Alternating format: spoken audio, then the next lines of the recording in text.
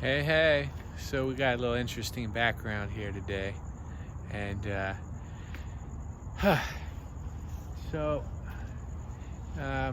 some of you guys follow my YouTube videos that I've been working hard to try to get my YouTube going.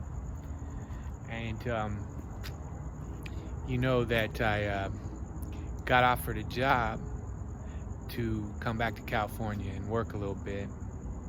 And I took it, although I was dead set on getting out of California.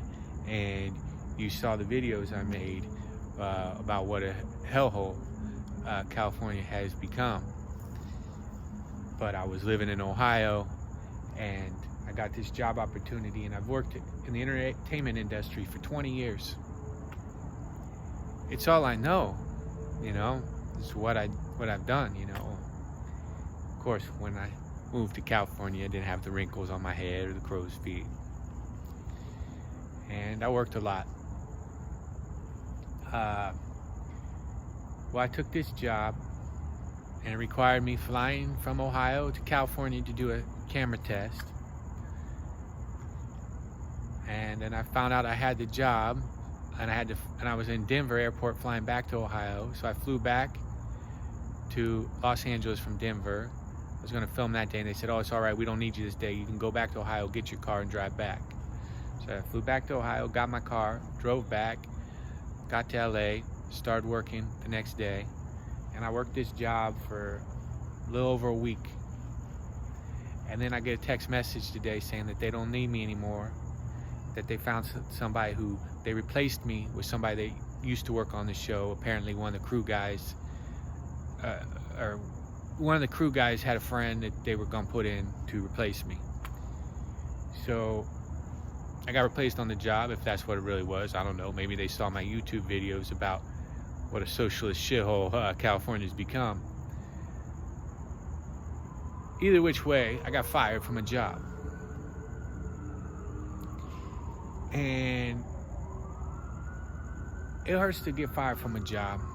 I don't know if, you know, I guess a lot of people at some point or another it happens to, but you know, I worked so hard to come back out here and try to make it work, even going against a lot of things I believe in. Look, they gave me a damn COVID test every single day.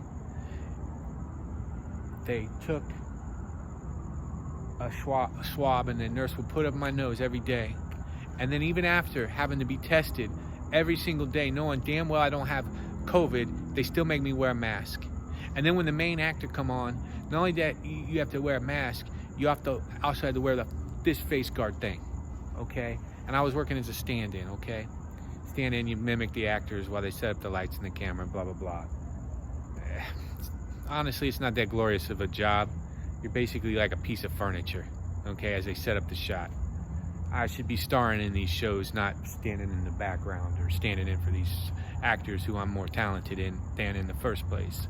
Well, that's why I'd like you guys, if you like what I'm doing, to subscribe to my videos and maybe tell some other people, because now with the new way that technology is, I'm kind of wondering why we even need these big budget shows anyways. Because I'm watching funny ass guys on YouTube who crack me way more than the big budget shows anymore, right? And they have more of a freedom to say what they want to say.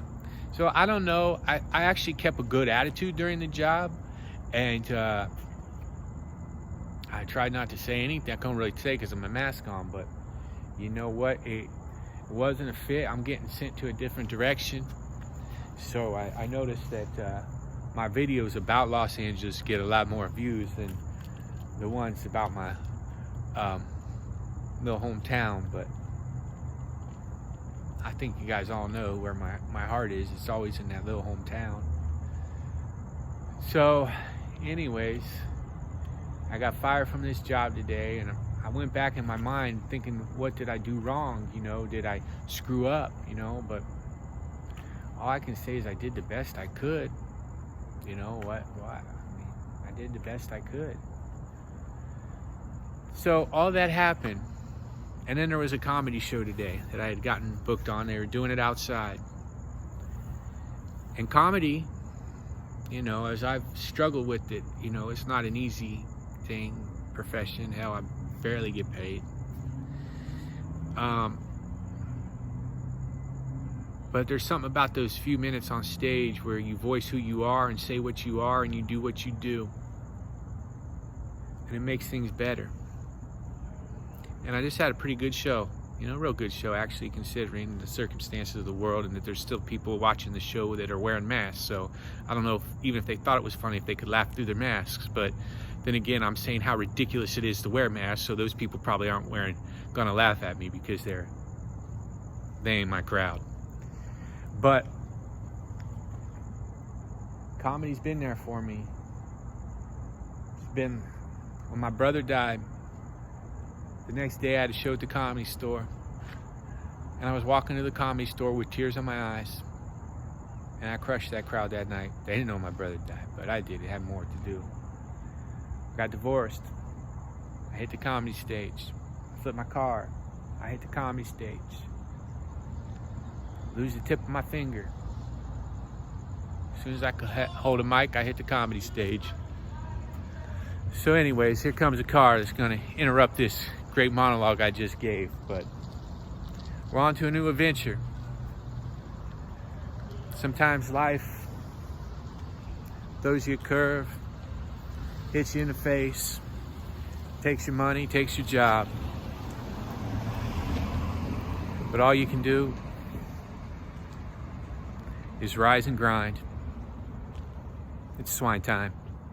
Oh, one more thing. I'm gonna leave the set I did that I'm talking about, that I just did before this little monologue thing I did. I'm gonna put that in the little thing at the end of this video. It's gonna be up here by my head, how it goes. Swine time.